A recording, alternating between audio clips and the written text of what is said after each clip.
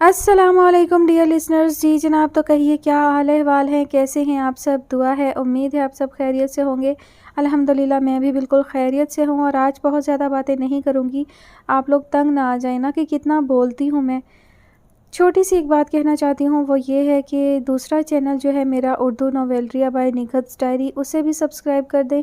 जो लोग पहले कर चुकी हैं वो परेशान ना हो, उन्हें नहीं कह रही, तमाम नए सुनने वाले और वो लोग जो पहले भी इस चैनल को सुनते हैं लेकिन उन्होंने दूसरा चैनल सब्सक्राइब नहीं किया, उन सबको कह रही हूँ कि प्लीज़ वो चैनल भी सब्सक्राइब करें। लिंक जो है वो आपको डिस्क्रिप्शन में मिल जाएगा और इंशाल्लाह बहुत जल्द उस पर भी रेगुलर अपलोड्स जो हैं वो स्टार्ट होने वाली हैं। आप सबको दोनों चैनल्स पर जो है वो नावल सुनने को मिलेंगे और उस चैनल पर मैं मुख्तलिफ़ किस्म के नावल्स शेयर करूँगी। मतलब यहाँ तो हम एक जैसे रोमांटिक और सोशल रोमांटिक नावल्स शेयर करते हैं घरेलू लाइफ के हवाले से, और डाइजेस्ट के जो नावल्स होते हैं ख़वातीन के, वही शेयर करती हूँ। लेकिन वहाँ आपको मुख्तलिफ़ किस्म के नावल्स जो है वो सुनने को मिलेंगे। वहाँ पे हॉरर टाइप के नावल्स भी शेयर करूँगी और जासूसी टाइप के भी, मतलब हर तरह के नावल्स आपको वहाँ सुनने को मिलेंगे। तो उम्मीद है अच्छा कंटेंट आप सब लोग सुनना चाहेंगे। बहुत जल्द इंशाल्लाह उस पर मैं अपलोड स्टार्ट करने वाली हूँ। समझ लें ईद के बाद उस पर जो है वो अपलोड स्टार्ट हो जाएंगे, तो उस चैनल को प्लीज़ सब्सक्राइब कर दें। और फ़िलहाल बढ़ते हैं जल्दी से कहानी की नेक्स्ट एपिसोड की जानिब। कहानी जिसका नाम है वो नहीं मिला तो मलाल क्या, और मुसन्निफ़ा है नादिया अहमद। किस्त नंबर 3। सुना है किसी बहुत बड़े ख़ानदान का इकलौता लड़का फंसाया है। परसों इसकी माँ ने आकर खूब हंगामा किया, असले वाले लेकर आई थी बाप बेटी को धमकाने। अब तक इतने आंसू बहा चुकी थी कि आंखें खुश्क हो गई थी। बस एक दिन, हाँ सिर्फ एक दिन ने उसकी ज़िंदगी में क़यामत बर्पा कर दी थी। इस्माइल बिना कुछ कहे सुने उसे इस बेहिस दुनिया में अकेला छोड़कर चले गए थे। वहाँ जहाँ से कोई वापस नहीं आ सकता, जहाँ जाकर दुनिया का हर रिश्ता, हर ताल्लुक़ ख़त्म हो जाता है। साथ होती है तो फ़कत आमाल की गठड़ी जिसे लादे उस नामालूम सफ़र पर सबको ही एक दिन निकलना है। वो सफ़र जो अब्दी है, हमेशा रहने वाला, और ये दुनिया बस आर्जी पड़ाव।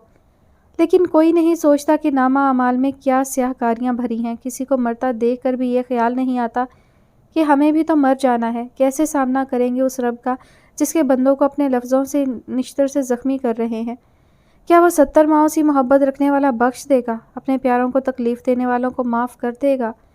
वो चुपचाप बैठी सुनती रही। दिमाग माऊफ था, कुछ सोचने की ताकत ना थी, ना कुछ समझने से कासिर थी। शक्ल से तो बड़ी भोली और मासूम लगती है, लक्षण सारे बेहयाओं वाले हैं। जनाजा उठा और पुरसा देने वाली हमसाइयाँ वहीं डेरा जमा के बैठ गईं। कल का तमाशा सबने ही देखा था। इस्माइल साहब तो अब्दी नींद सोकर उन तमाम चैमगोइयों से फरार पा चुके थे और अब उसके नामा अमाल में बाप की मौत का जुर्म भी शामिल था।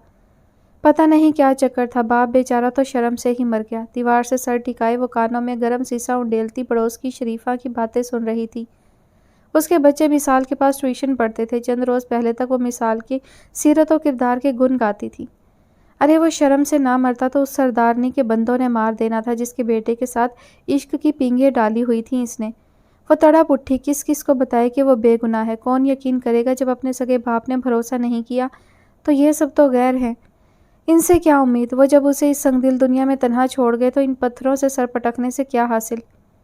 सुनो, कहीं यही तो नहीं वो। दरवाज़ा खुला था। अचानक सबकी नज़रें नौवारिद की तरफ मरकूज़ हुई। ईंटों की दीवार से टेक लगाए मिसाल ने पथराई हुई आंखों से फराज को घर में दाखिल होते देखा। हाँ, मुझे भी यही लगता है। पता नहीं इसे यहाँ आना चाहिए था या नहीं। सब औरतें उसी को देख रही थीं। वो अजीब खजालत का शिकार हुआ। बड़ी ऊंची जगह हाथ मारा है भाई, क्या बाबू साहेब फंसा लिया इसने। औरतों की चैमगोइयाँ उसके कानों तक बआसानी पहुँच रही थीं। उसने मिसाल को देखा जो गम अलम की तस्वीर बनी उजड़ी बैठी थी। फराज को दिली अफसोस हुआ। उससे कोई ताल्लुक़ नहीं था, पर जिससे उसका ताल्लुक़ था वो शख्स उसे जान से प्यारा था। सब नसीबों की बातें हैं बहन, वरना हमारी बेटियां तो घर बैठी बूढ़ी हो रही हैं। पड़ोस वाली खाला ने लुकमा दिया। तुम इसे नसीब तो मत कहो, ये तो खुद हाथ पांव मारे गए हैं। माँ लफ्ज़ों से घायल कर गई थी और बेटा ज़ख्मों पर मरहम रखने आ गया है। मिसाल का ज़ब्त ख़त्म हो गया था। ज़िल्लत का ये तमाशा बहुत देर से जारी था और वह अपनी ज़िंदगी के सबसे बड़े गम का मातम कर रही थी। लेकिन फराज के सामने अपनी इतनी तज़लील वो तेज़ी से कमरे में चली गई। ये किस किस्म की बातें कर रही हैं आप? किसी के दुख का मदावा नहीं कर सकती तो अपनी बातों से उसे बढ़ाएं मत। जाइए आप लोग अपने घरों को। फराज को एकदम गुस्सा आ गया। अजीब दुनिया है, अजीब दुनिया वाले हैं। कोई इतने बड़े दुख से गुजर रहा है और लोग ज़ुबान से चिरके लगाकर हिज़ उठा रहे हैं। क्या इससे गैर मुनासिब वक्त इस बेहुदा गॉसिप के लिए नहीं था इन औरतों के पास? वो कदरे गुस्से में बोला था। ارے چلو بہن، یہاں آنسو پہنچنے والا پہنچ گیا ہے، اکیلے میں دکھوں کا مداوع کرے گا اس نیک بی بی کے۔ آہستہ آہستہ صحن خالی ہونا شروع ہو گیا۔ جاتے جاتے فراز کے کانوں نے یہ نیا جملہ سنا۔ اسے شدید پشیمانی ہوئی۔ چند لمحے وہ صحن میں کھڑا سوچتا رہا۔ اسے یہ طے کرنا تھا کہ وہ یہاں رکے یا نہیں، لیکن اس سے کیا ہوگا؟ جو حالات بن چکے تھے، ایسے میں مثال اور شمائل کی شادی جلد از جلد ہونی چاہیے تھی۔ لوگوں کا کیا ہے، 4 دن بولیں گے پھر خاموش ہو جائیں گے، لیکن مثال کو اب یہاں نہیں رہنا چاہیے۔ اسے مثال کو شادی کے لیے راضی کرنا ہی ہوگا۔ سنا آپ نے کس طرح سب لوگ کھلے عام میری کردار کشی کر رہے ہیں؟ میرے بابا کا کفن میلا نہیں ہوا اور یہاں مجھے بے حیا، بے شرم اور غیر مردوں سے تعلقات بنانے والی گردانا جا رہا ہے۔ اس کا ذمہ دار صرف اور صرف آپ کا دوست اور اس کا خاندان ہے۔ وہ مثال کا غم سمجھ سکتا تھا۔ کمرے کے دروازے پہ کھڑے اس نے خود کو بے بس اور پشیمان پایا۔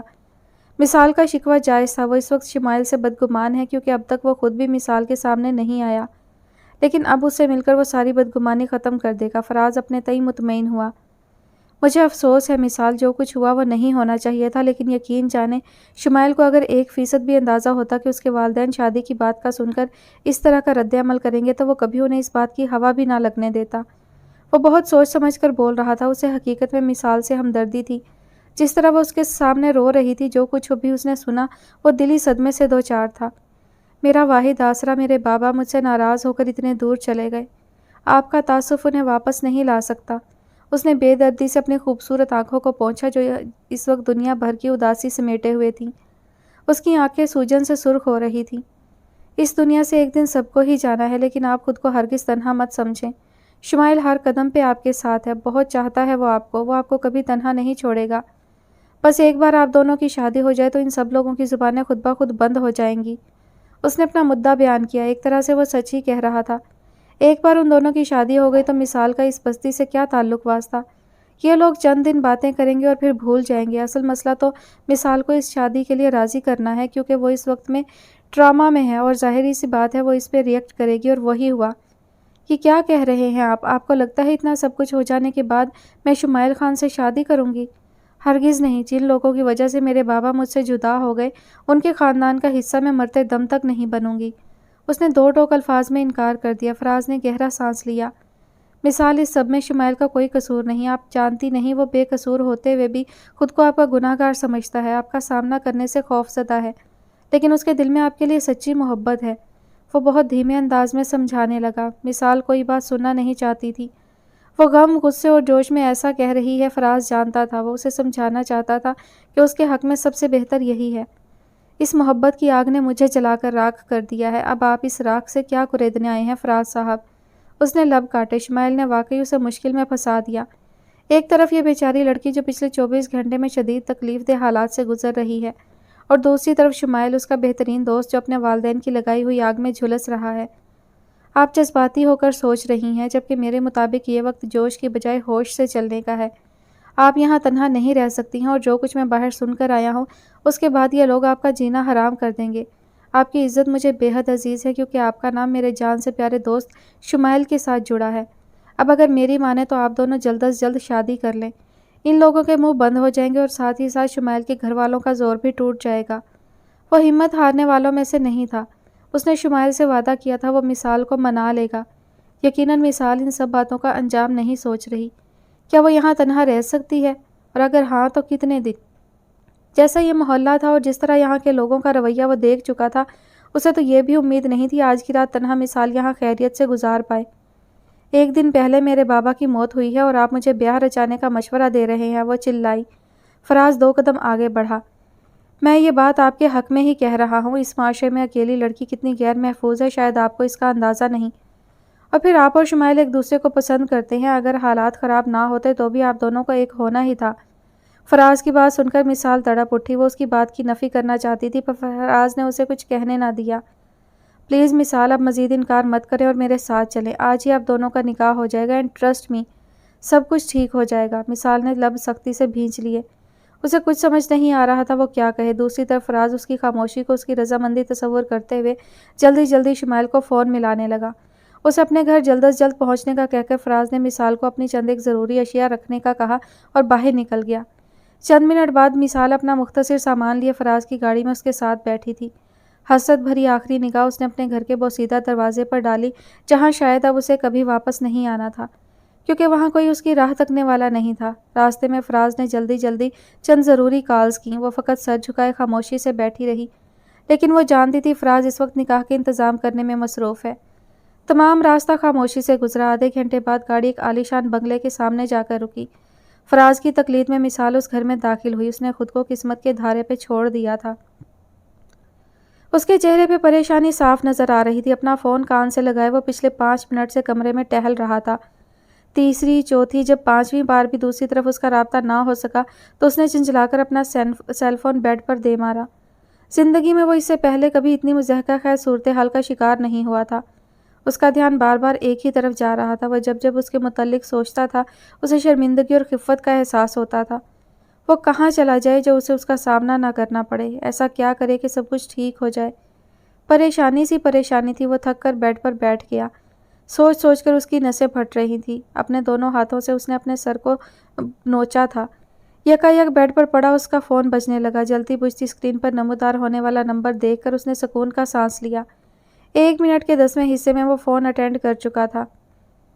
باہر سب لوگ آپ کا انتظار کر رہے ہیں جی، ان کا کہنا ہے پہلے ہی بہت دیر ہو چکی ہے، اگر کچھ نہیں پتہ چلا تو وہ جائیں۔ ملازم رسول بخش دروازے پہ کھڑا تھا۔ اس نے الجھی ہوئی نظروں سے اس کی طرف دیکھا، جیسے کچھ سمجھ نہ آ رہی ہو اس کو وہ کیا جواب دے۔ وقت و حالات نے یہ کیسی کروٹ لی تھی اور وہ کچھ بھی نہیں کر پا رہا تھا۔ اس کا فون اب تک اس کے ہاتھ میں تھا جہاں چند منٹ پہلے شمائل سے اس کی بات ہوئی تھی۔ مثال اس کے گھر میں موجود تھی۔ نکاح کے سب انتظامات کے ساتھ قاضی اور گواہ شمائل کا انتظار کر رہے تھے۔ ابھی کچھ دیر پہلے وہ اپنی بھرپور کوشش کے نتیجے میں مثال کو شمائل سے فوری شادی کے لیے راضی کر چکا تھا، اور اچانک یہ خبر ملی کہ شمائل آفریدی غائب ہے۔ فراز نے کئی بار اس کو کال کی، وہ اپنے گھر پر بھی نہیں تھا۔ اس کے ملازم لا علم تھے۔ وہ اپنا موبائل فون اٹینڈ نہیں کر رہا تھا، اور یہ بات فراز کو پریشان کر رہی تھی۔ 1 گھنٹہ گزر چکا تھا اور اب تک وہ شمائل سے رابطہ کرنے میں ناکام تھا۔ بار بار اس کا دھیان یاور خان کی طرف جا رہا تھا۔ کہیں شمائل کے یوں کچھ کہے سنے بغیر غائب ہونے کا سرا اس کے با اثر خاندان سے تو نہیں جڑا؟ شمائل پہلے ہی محتاط تھا، اور اسی لیے اس نے مثال کو اپنے گھر کی بجائے فراز کے گھر لانے کا کہا تھا۔ ان حالات میں اگر شمائل نہیں ملتا تو فراز مثال کو کیا کہے گا؟ اس کی پوزیشن بہت خراب ہو رہی تھی۔ اسی اثنا میں شمائل کی اپنے سیل پر کال دیکھ کر اس نے سکون کا سانس لیا۔ یار خان کہاں چلا گیا ہے؟ یہاں سب لوگ تیرا انتظار کر رہے ہیں، وہ خفگی سے بولا۔ فراز میں گاؤں جا رہا ہوں، بی بی جان کو ہارٹ اٹیک ہوا ہے، بابا کی کال آئی تھی۔ وہ شدید پریشان تھے، انہوں نے مجھ سے درخواست کی کہ میں جلد از جلد گھر پہنچوں۔ فراز کا دماغ بھگ سے اڑ گیا۔ شمائل کی آواز میں پریشانی اور دبا دبا خوف تھا۔ تیرا دماغ تو ٹھیک ہے خان، یہاں تیری خاطر میں مثال کو اس کے گھر سے لے کر آیا ہوں۔ وہ تیرا انتظار کر رہی ہے، قاضی میرے گھر بیٹھا ہے اور تو ان حالات میں گاؤں جا رہا ہے۔ وہ پھنکارا تھا۔ شمائل ان حالات میں کیسے اچانک یہ فیصلہ کر سکتا تھا؟ وہ مثال کو کیا کہے گا جو اس کی منت سماجت پر نیم رضامند ہو کر اس کے ساتھ چلی آئی تھی؟ بتایا ہے نا فراز، بی بی جان کو ہارٹ اٹیک ہوا ہے، میرا ان کے پاس جلد از جلد پہنچنا بہت ضروری ہے۔ اس کا انداز جان چھڑانے والا تھا، جیسے اس وقت اسے یہ سب سننے میں قطعاً دلچسپی نہیں تھی۔ وہ کیوں ایسا کر رہا ہے؟ وہ تو مثال سے بے تحاشا محبت کا دعویٰ کرتا تھا، اور پھر مثال، وہ بھی تو اس کا دماغ گھوم گیا تھا۔ اور مثال اسے کیا کہوں میں؟ تمہیں اندازہ ہے میں اسے کن حالات میں یہاں لے کر آیا ہوں؟ میری پوزیشن کا سوچا ہوتا شمائل، اسے نکاح کر کے چلے جاتے۔ فراز شدید غصے میں تھا۔ ان دونوں کے چکر میں اس کی زندگی حرام ہو گئی تھی۔ اس وقت مجھے بی بی جان کے سوا کچھ اور سمجھ نہیں آ رہا فراز، اگر انہیں کچھ ہو گیا تو میں خود کو ساری عمر معاف نہیں کر سکوں گا۔ شمائل کی اگلی بات فراز کو مزید تپا گئی۔ اسے بار بار مثال کا خیال آ رہا تھا، وہ اس کا سامنا کیسے کرے گا؟ اور مثال کے ساتھ جو اتنا کچھ ہو گیا اور ہو رہا ہے، اس کے لیے تم خود کو معاف کر سکتے ہو؟ وہ تلخی سے بولا۔ اس وقت اگر شمائل اس کے سامنے ہوتا تو وہ اسے 2 لگاتا۔ اسے تو عورت کی عزت کا درس دیتا تھا۔ ہمیشہ ناسے کا رول ادا کرتے ہوئے اس نے فراز کے لڑکیوں سے ملنے جلنے کو تنقید کا نشانہ بنایا۔ مثال اس کی محبت ہے، اور محبت کی پہلی شرط عزت ہوتی ہے۔ وہ اس کی رسوائی کا سامان کیوں کر رہا ہے؟ وہ سب میری جذباتیت تھی۔ تم اس معاملے میں ٹینشن مت لو اور ان لوگوں کو کچھ دے دلا کر فارغ کر دو اور مثال کو اس کے گھر واپس بھجوا دو۔ ایک بار بی بی جان ٹھیک ہو جائے میں خود ان سے دوبارہ بات کروں گا، مجھے یقین ہے وہ میری بات ضرور مان لیں گی۔ اس کی لاجک پہ فراز مزید سیکھپا ہوا۔ کتنا برا کر رہا تھا یہ اس بیچاری لڑکی کے ساتھ۔ اس کے باپ کی موت کے بعد ایک بار بھی شمائل اس سے نہیں ملا تھا۔ پہلے شادی کا فیصلہ کر کے اسے یہاں بلا لیا، اور اب ماں کی بیماری کا سن کر ایموشنل بلیک میل ہو کر اس سے کچھ کہے سنے بغیر جا رہا ہے۔ شمائل تم اتنے خودغرض کیسے ہو سکتے ہو؟ وہ ٹھیک کہہ رہا تھا۔ اپنی ماں کو مرتا چھوڑ دوں اور اپنی شادی کی سیج سجا لوں تو کیا یہ خود غرضی نہیں ہوگی؟ بہرحال میں تمہیں ساری صورتحال بتا چکا ہوں، میں اب فون رکھ رہا ہوں۔ بہتر ہے تم اس معاملے سے خود کو الگ کر لو، اور تم جانتے ہو تم خود کو اس معاملے سے الگ کیسے کر سکتے ہو۔ شمائل نے فون بند کر دیا اور اچانک اسے مثال کا خیال آیا جو اب تک اسی کے گھر میں موجود تھی۔ وہ بیڈ پہ سر جھکائے بیٹھا تھا۔ زندگی میں پہلی بار اسے اپنے کیے پہ پچھتاوا ہو رہا تھا۔ اس نے زندگی میں کئی غلطیاں کی تھی، لیکن آج شاید اس سے گناہ ہو گیا تھا۔ ہاں، شمائل کو سپورٹ کرنے کا گناہ۔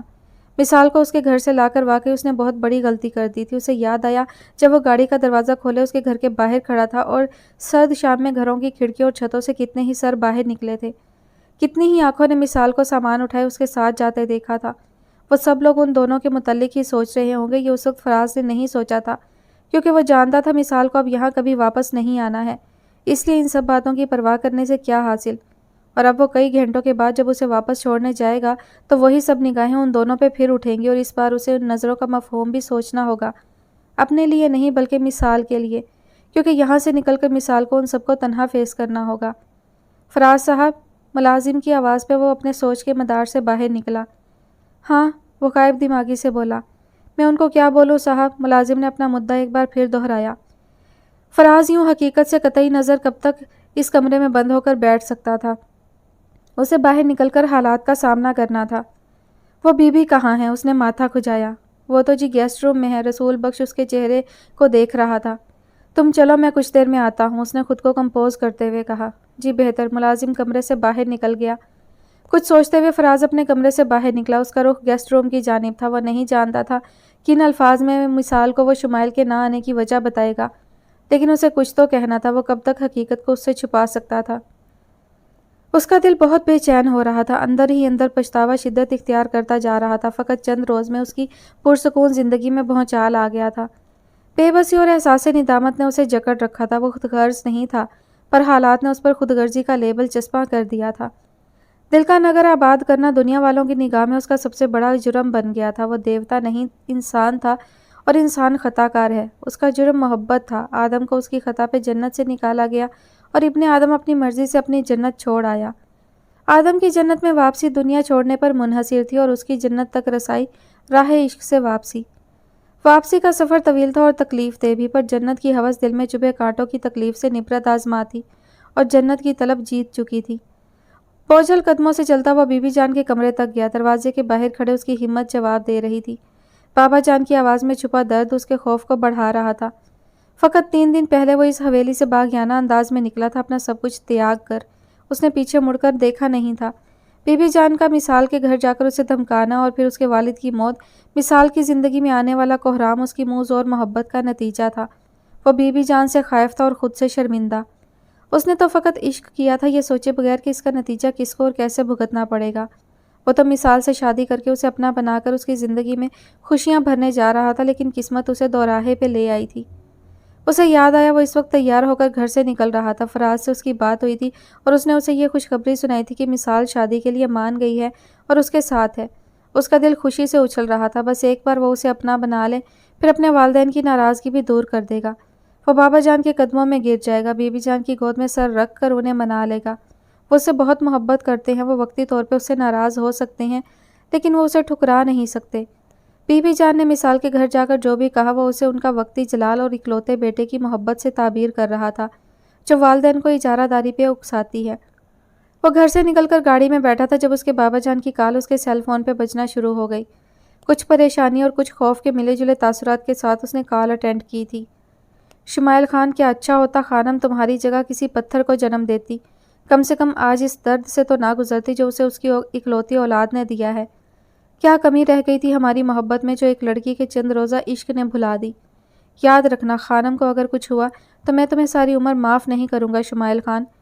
یاور خان آفریدی کی آواز کوڑے برسا رہی تھی۔ شمائل کو اپنے وجود سے ٹیس سے اٹھتی محسوس ہوئی۔ بی بی جان، کیا ہوا ہے میری بی بی جان کو؟ بتائیں نا بابا جان، وہ ٹھیک تو ہیں؟ دوسری طرف چند لمحے خاموشی رہی اور شمائل کو وہ لمحے عذاب لگے۔ کچھ دیر بعد دوسری طرف سے یاور خان کی آواز ابھری۔ غصہ اور رعب کی جگہ اب مایوسی تھی۔ خانم کو دل کا دورہ پڑا ہے، تمام رات تمہارا نام لیتی رہی، تمہیں یاد کرتی رہی، تم سے بات کرنا چاہتی تھی، تمہاری آواز سننا چاہتی تھی۔ ماں ہے نا، اولاد کی محبت میں کمزور پڑ گئی۔ شمائل کو خود سے نفرت ہو رہی تھی۔ اس کی جان سے پیاری بی بی جان، جن کی چھوٹی سے چھوٹی بات اس کے لیے حکم کا درجہ رکھتی تھی، اس کی بدولت اتنی اذیت میں مبتلا رہیں۔ وہ بیمار تھیں، زندگی اور موت سے جنگ لڑ رہی تھیں اور وہ اپنی شادی رچانے جا رہا تھا۔ نہ جانے کتنی بار اس نے خود کو ملامت کی۔ ایک پل مزید وہاں رکنا اس کے لیے محال ہو گیا تھا۔ وہ جلد سے جلد اڑ کر ان کے پاس پہنچ جانا چاہتا تھا۔ اس دوران اسے نہ تو مثال اور اس کے ساتھ ہوئی ظلم و زیادتی یاد رہی تھی اور نہ ہی فراز کا خیال آیا جو اس کی خاطر اس سارے مسئلے میں پھنسا تھا۔ اس کا فون بجے جا رہا تھا، بنا دیکھے بھی اس کو علم تھا کہ یہ تمام کالیں فراز کر رہا ہے۔ یقیناً وہ اس کے اب تک گھر نہ پہنچنے سے پریشان ہوگا، لیکن شمائل کی منزل بدل چکی تھی۔ وہ ہوا کی رفتار سے گاڑی دوڑاتا اب اپنی حویلی واپس جا رہا تھا۔ چند روز پہلے وہ اس حویلی میں دوبارہ قدم نہ رکھنے کی ٹھان کر وہاں سے نکلا تھا، پر اب اسے اگر کچھ یاد تھا تو اپنی ماں، اپنی بیوی جان، جن سے وہ اس دنیا میں سب سے زیادہ محبت کرتا تھا۔ بیڈ کے کونے سے لگی وہ بیڈ گراؤنڈ پہ اپنا شانہ ٹکائے اب تک اسی پوزیشن میں بیٹھی تھی۔ اس کی سوتی چادر اس کے ریشمی بالوں سے سرکتی کندھے پہ جا ٹکی تھی۔ اس کی لمبی چوٹی سے چند پریشان لٹیں نکل کر اس کے چہرے کو ڈھانپ رہی تھیں۔ اس کی آنکھیں سوجی ہوئی تھیں۔ صاف ظاہر تھا وہ بہت دیر آنسو بہاتی رہی تھی۔ اس کا ویران چہرہ اس بات کی غمازی کر رہا تھا کہ وہ ایک پل بھی نہیں سوئی۔ فراز کو اسے دیکھ کر ترس آیا۔ وہ رات کو بھی یہیں بیٹھی تھی جب آخری بار فراز کپڑے تبدیل کرنے اس کمرے میں آیا تھا، اور اب صبح کو بھی وہ اسے اسی جگہ اسی حالت میں بیٹھی دکھائی دی۔ لگتا ہے آپ تمام رات نہیں سوئیں۔ وہ اس کے زخموں کو کریدنا نہیں چاہتا تھا، لیکن اسے مثال سے بات تو کرنی تھی۔ شاید وہ اب تک اس کی کمرے میں موجودگی سے بے خبر تھی، اس لیے اس کی آواز پر چونک کر اس نے فراز کی طرف دیکھا۔ اس کے چہرے پہ تھکان تھی، کچھ پریشانی یا پھر افسوس جو مثال محسوس کر رہی تھی۔ شاید اس کی طرح وہ بھی تمام رات جاگتا رہا تھا۔ اب سے پہلے مثال نے اسے ہمیشہ بہت حشاش پشاش اور خوش پاش دیکھا تھا۔ شاید اسے دنیا کا کوئی غم نہیں تھا، خوشیاں اس پر مہربان تھی، لیکن آج پہلی بار مثال نے اس کو اداس اور مایوس دیکھا تھا۔ اسے اپنے نصیب پہ رونا آیا۔ اپنے حصے کے دکھ میں اس نے کسی اور کو بھی شامل کر لیا تھا۔ شاید آپ نے بھی تمام رات جاگ کر گزاری ہے۔ اس کا لہجہ بہت مدھم اور ٹوٹا ہوا تھا۔ وہ اس کا درد سمجھ سکتا تھا۔ فراز نے بغور اس کے چہرے کو دیکھا جہاں دنیا جہان کا کرب تھا۔ وہ ایک بار پھر گہری سوچ کے حصار میں تھی۔ اس کے دل پہ بوجھ کچھ اور بڑھ گیا۔ کل رات جو ہوا بہت ہی جان انگیز تھا۔ عین وقت پہ شمائل مثال کو حالات کے رحم و کرم پہ چھوڑ کر اپنے گاؤں چلا گیا۔ فراز نے اسے لاکھ سمجھایا، لیکن وہ کچھ سننے اور سمجھنے کو تیار نہ تھا۔ مثال کی زندگی دو راہے پر آ کھڑی ہوئی تھی۔ ایک راستہ واپسی کا تھا جو نہایت بے رحم اور پرخار تھا۔ بدنامی اور ذلت کا نہ ختم ہونے والا سلسلہ اس کے نام سے جڑ چکا تھا۔ اب جب کہ وہ اس گھر اور محلے کو چھوڑ آئی تھی تو وہاں واپس جانے کا مطلب رسوائی تھا۔ وہ تنہا تھی، بے آسرا تھی، ایسے میں ہر ایک کی نگاہ بھوکے بھیڑیوں کی طرح اسے چیر پھاڑنے کی منتظر ہوتی۔ دوسرا راستہ وہ تھا جو اسے فراز نے بتایا۔ شمائل کے لیے دل سے زیادہ خونی رشتے مقدم ہیں۔ وہ جن حالات میں اپنی ذمہ داری سے بھاگا ہے، میں اسے بھی الزام نہیں دوں گا، پر اس بات کے لیے اسے کبھی معاف بھی نہیں کروں گا کہ اس نے آپ کے ساتھ بہت زیادتی کی ہے۔ کچھ تو اسے اندازہ تھا کہ شمائل اگر اب تک نہیں پہنچ پایا تو اس کے پیچھے ضرور کوئی بڑی وجہ ہے۔ فراز نے اس سے کچھ نہیں چھپایا تھا، اس کی پوزیشن پہلے ہی بہت خراب تھی۔ اسے تو یہ بھی معلوم نہیں تھا کہ مثال اس پر یقین کرے بھی گی یا نہیں۔ مثال کی ایک بار بھی شمائل سے بات نہیں ہوئی تھی اور اب تک وہ سب کچھ فراز کے کہنے پہ کر رہی تھی۔ وہ نیکی کرتا کرتا گناہ اپنے نام لگوا چکا تھا۔ شاید یہ سب میرے مقدر میں لکھا تھا، آپ خود کو الزام مت دے۔ فراز کو شرمندہ دیکھ کر وہ تعصب سے بولی۔ میں پارسائی کا دعویٰ نہیں کرتا کیونکہ میں بہت عام سا انسان ہوں، لیکن آج تک کسی کو میرے ہاتھ سے نقصان نہیں پہنچا۔ یہ پہلی بار ہے کہ میری وجہ سے کسی کو اتنی تکلیف پہنچی ہے۔ وہ بہت سوچ کر بہت دھیمے انداز میں کہہ رہا تھا۔ مثال سے نظریں ملانے کی اس میں ہمت ہی نہیں تھی۔ آپ نے تو تکلیف سے نکالنا ہی چاہا، پر شاید میرے مقدر کی سختیاں ابھی باقی ہیں۔ بہت دیر سے گیسٹ روم میں رکھے صوفے پہ بیٹھے اس کی ٹانگیں اکڑ گئی تھیں۔ کمرے میں سینٹرل ہیٹر کی گرمائش تو تھی، پر وہ بہت تھک چکی تھی۔ ابھی اسے گھر واپس جانا تھا۔ وہ دھیمے قدموں سے چلتی دروازے تک پہنچی۔ مثال، کیا آپ مجھ سے شادی کریں گی؟ اس ایک جملے کو کہنے میں فراز کو بہت سی ہمت جمع کرنی پڑی تھی۔ اس کے پاس اس کے سوا دوسرا کوئی راستہ نہیں تھا۔ وہ اس کو شمائل کی طرح تنہا نہیں چھوڑ سکتا تھا۔ اسے تحفظ درکار تھا جو فراز اسے دے سکتا تھا۔ بھلے ان دونوں میں کوئی جذباتی تعلق نہیں تھا، لیکن عزت ہر رشتے کی پہلی شرط ہوتی ہے، اور وہ مثال کی دل سے عزت کرتا تھا۔ اس نے بہت سی لڑکیوں سے دوستیاں رکھیں، پر مثال کو پہلی بار مل کر اسے اندازہ ہوا تھا کہ پارسا عورت کیسی ہوتی ہے۔ وہ نہیں جانتا تھا کہ رد عمل کیا ہوگا مثال کا۔ شاید وہ اسے موقع پرست گردانتی یا اپنے دوست کی پیٹھ میں چھرا گھونپنے والا جال ساز سمجھتی، مگر وہ خاموش رہی تھی۔ اگلے چند منٹوں میں گھر آئے قاضی اور گواہان کی موجودگی میں ان دونوں کا نکاح ہو رہا تھا۔ وہ رات بہت بھاری تھی۔ فراز اسے کمرے میں اکیلا چھوڑ کر خود گیسٹ روم میں چلا آیا تھا۔ اس وقت ان دونوں کو ہی تنہائی درکار تھی، کیونکہ کہنے کے لیے کسی کے پاس کچھ بھی نہیں تھا۔ تمام رات وہ جاگتا رہا تھا، سگریٹ پیتا رہا تھا۔ صبح اس کی آنکھیں نیند سے جل رہی تھیں اور اب ایک بار پھر وہ مثال کے سامنے موجود تھا۔ اسی وقت دروازے پر دستک ہوئی۔ اندر آ جاؤ، ملازم ناشتے کی ٹرالی دھکیلتا کمرے میں داخل ہوا۔ اس کا مطلب فراز اسے یہاں آنے سے پہلے ناشتے کی ہدایات دے کر آیا تھا۔ مجھے بھوک نہیں ہے۔ کل رات بھی اس نے کھانے کو ہاتھ نہیں لگایا تھا اور اب بھی ملازم کو انکار کر دیا تھا۔ پتہ نہیں اس نے دن میں بھی کچھ کھایا تھا یا نہیں۔ بھوکے رہنے سے اگر سارے مسئلے حل ہو جاتے ہیں تو پھر میں بھی یہ بھوک ہڑتال کر دیتا ہوں۔ وہ ملازم کو کمرے سے بھیج کر ایک بار پھر مثال کی طرف متوجہ ہوا۔ وہ خاموش رہی۔ میں جانتا ہوں آپ ایک انچاہی صورتحال سے گزر رہی ہیں۔ وہ نہیں ہو سکا جو آپ نے چاہا۔ آپ کے دل میں اپنے بابا کی موت کا غم بھی ابھی تازہ ہے، لیکن بھوکا رہ کر نہ تو ان پریشانیوں سے نجات ممکن ہے، نہ ہی اس سچویشن میں کوئی تبدیلی رونما ہوگی۔ جو ہو چکا شاید وہ ہم میں سے کسی کے بس میں نہیں تھا۔ کیوں رو کر بھوکا رہ کر اپنی تکلیف اور میری اذیت کو مت بڑھائیں پلیز۔ وہ بہت ٹھہرے ہوئے انداز میں بات کر رہا تھا۔ ہمیشہ کی طرح وہ اس کی باتوں سے قائل ہو رہی تھی۔ اس نے ایک سلائس کے ساتھ 2 کپ چائے پی تھی۔ اس کے بعد فراز نے اسے پیناڈول دی، کیونکہ اس کے تپتے رخسار اور بوجھل آنکھیں بتا رہی تھیں اسے بخار ہے۔ اسے سونے کی ہدایت دے کر وہ خود دفتر چلا گیا تھا۔ مثال سے خود بھی بیٹھا نہیں جا رہا تھا۔ تھوڑی دیر بستر پہ کروٹیں بدلنے کے بعد بالآخر وہ نیند کی وادی میں چلی گئی۔ ستاروں بھرے آسمان پہ 14ویں کا چاند پوری آب و تاب سے چمکتا کمرے کی کھڑکی سے اندر جھانک رہا تھا۔ جہازی سائز بیڈ پہ بچھے سلک کے قیمتی بیڈ کور پہ اس کے پہلو بدلنے سے چند شکنیں نمودار ہوئیں۔ لاشعوری طور پہ اس نے بستر کی شکنوں کو اپنی مہندی لگی خوبصورت انگلیوں سے درست کیا۔ کمرے کا دروازہ کھلا اور اچانک اس کا دل اچھل کر حلق میں آ گیا۔ وہ ایک دم سیدھی ہو کر بیٹھ گئی۔ دھیمے قدموں کی چاپ پہ کان لگائے وہ چند لمحے سانسیں روکے اس کے آنے کی منتظر رہی۔ اس دوران اس کے جسم کا رواں رواں مضطرب تھا۔ وہ اس سے کیسے ہم کلام ہوگا؟ اس کا رویہ کیسا ہوگا؟ کیا وہ خوش ہے یا پھر جو ہوا مجبوری میں ہوا؟ یہی سوچ اس کے دماغ کی دیواروں سے ٹکرائی جا رہی تھی۔ اس کی کمرے میں موجودگی نے اسے چوکس کر دیا تھا۔ اچانک باتھ روم کا دروازہ پوری طاقت سے بند کیا گیا اور اس نے سر اٹھا کر دیکھا۔ چند لمحے سرکے اور پھر وہ باتھ روم سے باہر نکلا۔ وہ لباس تبدیل کر چکا تھا۔ اس پر نگاہ ڈالے بغیر اس نے بیڈ سائڈ ٹیبل کا لیمپ بجھایا اور اس کی کمرے میں موجودگی کو سراسر نظر انداز کرتے ہوئے وہ بستر پر لیٹ گیا۔ پلوشا کو یکدم اپنا آپ بے معنی اور اپنا وجود دھتکارا ہوا محسوس ہوا۔ اگلے کچھ منٹ اسی پوزیشن میں بیٹھی وہ اپنے خوبصورت حنائی ہاتھوں کی نازک انگلیاں مروڑتی رہی، اور پھر جب اسے یقین ہو گیا کہ شمائل گہری نیند سو چکا ہے تو وہ آہستگی سے بستر سے اٹھی اور ہولے ہولے چلتی ڈریسنگ ٹیبل کے سامنے آ کھڑی ہوئی۔ اس نے پوری کوشش کی کہ کسی طرح پیروں کی پازیب اور چوڑیوں کی کھنکھناہٹ کو روک لے، پر ایسا ممکن نہ تھا۔ اس کی پازیب کی چھن چھن اس کے قابو سے باہر تھی۔ قد آدم آئینے کے سامنے کھڑے ہو کر پلوشا نے ایک نظر اپنے سجے سجائے روپ پر ڈالی۔ گلاب کی پنکھڑیوں سے سرخ و سفید وجود پہ سجا خاندانی بیش قیمت زیور، سونے کے تاروں سے آراستہ اس کا قیمتی سرخ لباس جس میں وہ کسی ریاست کی شہزادی لگ رہی تھی، اس کے نازک سراپا کو 2 آتشا کر رہا تھا، اور سب سے بڑھ کر اس کے سینے میں دھڑکتا انمول دل جس کا ہر جذبہ سالوں سے شمائل سے وابستہ تھا۔ یہ سب کچھ آج رات وہ اس کے سپرد کرنا چاہتی تھی، اپنا ہر احساس اس تک منتقل کرنا چاہتی تھی۔ جاگتی آنکھوں سے دیکھے شمائل کے ساتھ کا سپنا آج سچ ہوا تھا، اور اس کی محبت میں چور اس کا وجود اپنا آپ شمائل کے قدموں میں نچھاور کرنے کو بے قرار تھا، پر وہ ظالم اس پہ ایک نگاہ ڈالے بغیر اس کی ساری سج دھج، سارے ارمان اور احساسات کو پیروں تلے روند کر اس کے وجود سے لاپرواہ نیند کی وادی میں جا چکا تھا۔ پلوشا خانم کے سینے سے ایک آہ نکلی جو شاید آج رات کے منفی درجہ حرارت سے زیادہ سرد تھی۔ بے بسی سے اس نے آسمان پہ چمکتے چاند کو دیکھا جو کچھ دیر پہلے اس کے ارمانوں کی طرح مسکرا رہا تھا، لیکن اب وہاں اداسی تھی۔ چاڑوں کی زردی اور مایوسی کا گھونگھٹ اوڑھے وہ پلوشا کو حسرت سے دیکھ رہا تھا۔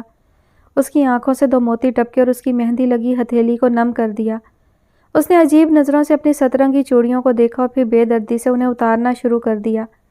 ایک ایک کر کے اپنا سارا زیور نوچ ڈالا۔ دونوں ہاتھ ٹوٹی ہوئی چوڑیوں سے زخمی ہو گئے اور مہندی کے نقش و نگار میں خون کی لالی دکھنے لگی۔ خود کو اذیت دیتے ہوئے اس نے اپنے اندر سکون اترتا محسوس کیا۔ اس جرم محبت کی اتنی سزا تو حق بجانب تھی۔ بی بی جان، آپ بھلے میری جان لے لیں، مجھے اپنے ہاتھوں سے مار ڈالیں، میں اف تک نہیں کہوں گا، لیکن مجھے اس بات کے لیے مجبور مت کریں۔ وہ چہرے پہ ندامت اور شرمندگی لیے ان کے پیروں کے پاس بیٹھا تھا۔ یاور خان بھی اس وقت وہیں موجود تھے۔ ان کا چہرہ بے تاثر تھا۔ سبیحہ خانم کا زردی مائل چہرہ اور نکاہت میں ڈوبی آواز شمائل کو اندر ہی اندر چرکے لگا رہی تھی۔ ڈاکٹروں کے مطابق انہیں شدید ذہنی صدمہ پہنچا تھا، وہ مرتے مرتے بچی تھیں۔ ان کی رپورٹس تسلی بخش تھیں، لیکن انہیں ہر قسم کی پریشانی سے الگ رکھنے کی تاکید کی گئی تھی۔ شمائل خود کو مجرم محسوس کر رہا تھا۔ اس نے تو بس محبت کی تھی، وہ نہیں جانتا تھا محبت جان بھی لے سکتی ہے۔ ہم نے ہمیشہ کھلی آنکھوں سے پلوشہ اور تمہاری شادی کا خواب دیکھا ہے۔ پلوشہ خانم کو اپنی بہو بنانے کی خواہش برسوں سے ہمارے دل میں مچل رہی ہے۔ مرنے سے پہلے ہم اپنا وعدہ پورا کرنا چاہتے ہیں شمائل، کیا تم اپنی ماں پہ یہ احسان نہیں کرو گے؟ اپنے سامنے بے بسی سے جڑے ماں کے ہاتھوں کو تھام کر اس نے انہیں چوما اور ماتھے سے لگایا۔ او خدایا، میں کیا کروں، کدھر چلا جاؤں؟ ایک طرف یہ دل ہے جو مثال کے نام پہ دھڑکتا ہے، اور دوسری طرف ماں کی محبت، اس کی التجا۔ وہ ہاتھ جوڑے مجھے گناہگار کر رہی ہیں اور میں انہیں اس اذیت سے نکالنے کی جرت نہیں رکھتا۔ میں پلوشہ سے شادی نہیں کر سکتا۔ اپنے سر کے بال نوچتے ہوئے وہ کمرے میں بے چینی سے چکر لگا رہا تھا۔ اسی وقت کمرے کا دروازہ کھلا اور یاور حیات خان اندر داخل ہوئے۔ شمائل انہیں اس طرح اپنے کمرے میں دیکھ کر کچھ اور پریشان ہو گیا۔ ان کا چہرہ اترا ہوا تھا، مایوس اور پریشان۔ اس نے آج سے پہلے انہیں ہمیشہ رعب و دبدبہ لیے حکم چلاتے اور غصے میں دیکھا تھا، پر آج اپنے معمول کے برعکس وہ پہلے کی طرح چاق و چوبند نہیں تھے۔ تم سے کچھ بات کرنی ہے، بیٹھو۔ اس کے قریب آ کر اس کے کندھے پہ ہاتھ رکھ کر یاور حیات خان نے اسے بیٹھنے کا اشارہ کیا۔ وہ خود بھی کمرے میں رکھے کشادہ صوفہ پہ براجمان ہو گئے۔ ان کی تقلید میں شمائل بھی ان کے ساتھ بیٹھ گیا۔ حکم کریں بابا جان۔ اس کے والدین آئیڈیل جوڑا تھے، بی بی جان اور ان میں بلا کی انڈرسٹینڈنگ تھی۔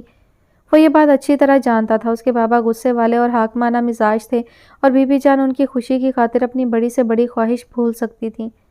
ان دونوں کا ساتھ طویل تھا اور ان کی محبت مثالی۔ بی بی جان کی بیماری نے اس کے بابا جان کو کتنا توڑ دیا تھا، وہ ان کے چہرے پہ ایک نظر ڈال کر جان سکتا تھا۔ اس کا احساس ندامت اور بڑھا۔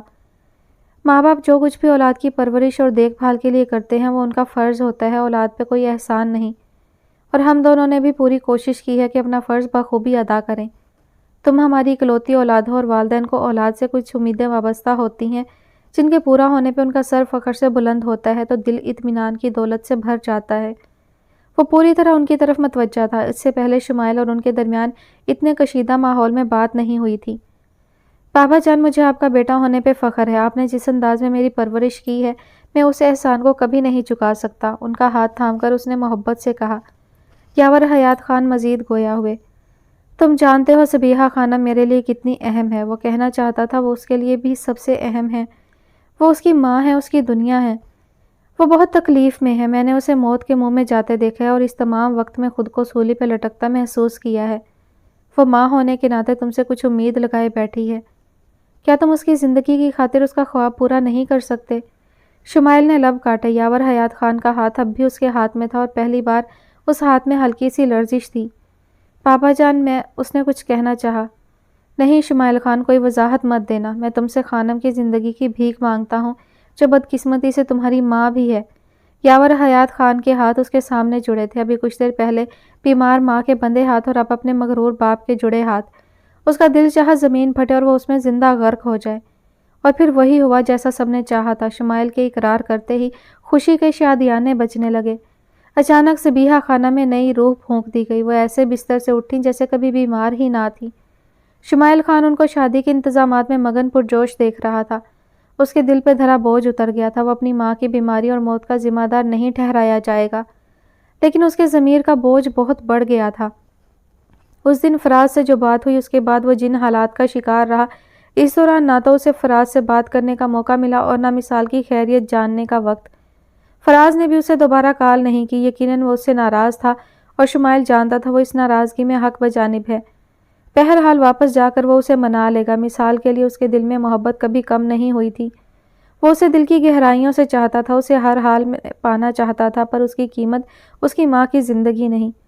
مثال کے ساتھ جو ہوا اس کا اسے دکھ تھا۔ وہ خود کو گناہگار تصور کرتا تھا، پر کیا کرے کہ ماں کی محبت اور وعدے نے جکڑ رکھا تھا۔ اس کی حویلی آمد کے چھٹے روز پلوشہ سے اس کا نکاح ہوا اور 7ویں دن وہ شہر چلا آیا۔ پلوشہ کے لیے اس کے دل میں کبھی کوئی احساس نہیں تھا۔ وہ اس کی ماموں ذات تھی، پر وہ اسے ٹھیک سے جانتا بھی نہیں تھا۔ اسے اس کے سر پہ نافذ کیا گیا تھا۔ وہ ماں باپ کے دباؤ میں آ کر اسے اپنا چکا تھا، پر آج بھی اپنے کمرے میں اس کی موجودگی اس کے اندر کوئی جذبات پیدا نہ کر سکی تھی۔ الٹا مثال کو کھونے کا غم اور بھی تازہ ہو گیا تھا۔ اس کا وجود لا حاصل محبت کی آگ میں سلگ رہا تھا۔ ایسے میں تمام رات پلوشہ کی سسکیاں سن کر بھی اس نے مڑ کر اس کی طرف نہ دیکھا۔ وہ پوری رات نہیں سو پایا تھا اور جانتا تھا جب تک یہاں رہے گا انہی حالات کا سامنا رہے گا۔ اپنی کاروباری مصروفیت کا بہانہ بنا کر وہ اگلے ہی دن شہر آ گیا تھا۔ اس کے والدین کی خواہش پوری ہو چکی تھی، پھر انہیں اس واپسی پہ کیا اعتراض ہوتا، لہٰذا اسے روکا نہیں گیا، اور اب وہ تمام راستے یہ سوچ رہا تھا کہ اسے کن الفاظ میں فراز کو سمجھانا ہے اور کس طرح مثال کو فیس کرنا ہے۔ وہ اس سے مل کر اس سے بھی معافی مانگنا چاہتا تھا۔ مثال تنہا ہے، اسے بھی اس کی ضرورت ہوگی، یقیناً وہ اسے معاف کر دے گی اور اس کی مجبوری کو سمجھے گی۔ پھر وہ دونوں شادی کر لیں گے۔ پلوشا کے ہونے یا نہ ہونے سے کوئی فرق نہیں پڑتا، وہ مثال سے سچی محبت کرتا ہے اور اسے ہر حال میں اپنائے گا۔